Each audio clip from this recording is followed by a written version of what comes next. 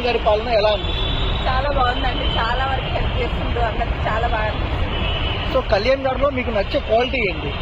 వాళ్ళకి helping nature. చాలా అంతే పేదవాళ్ళని కూడా చాలా బాగా హెల్ప్ చేస్తున్నారు. సో అంటే మన ఇంట్లో ఎవరికైనా బాగాలేకపోతే ఏం పని చేసినా మధ్యలో ఆపేసి వెళ్ళిపోతాం. అలాంటిది కళ్యాణ్ గారు వాళ్ళ కొడుకు బాగాలేకపోయినా సో ప్రజల కోసం ఉన్నారు. ఎలా అనిపించింది? చాలా బాగా అనిపిస్తుంది. అంటే అందరూ కూడా రాజకీయ నాయకులు అతన్ని ఇన్స్పిరేషన్ గా తీసుకోవాలని అనిపిస్తుంది.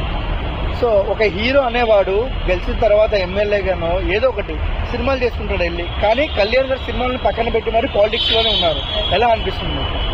బాగా అనిపిస్తుంది. అంటే చాలా బాగా చేస్తున్నారు. అంటే పాలన కానీ అటు ప్రజల్ని ఆదుకోవడం కానీ చాలా బాగా అనిపిస్తుంది. So other real hero. Real hero. Real hero. So Kalyan గారు రియల్ హీరో అని ఏ సందర్భంగా అనిపించారు మీకు?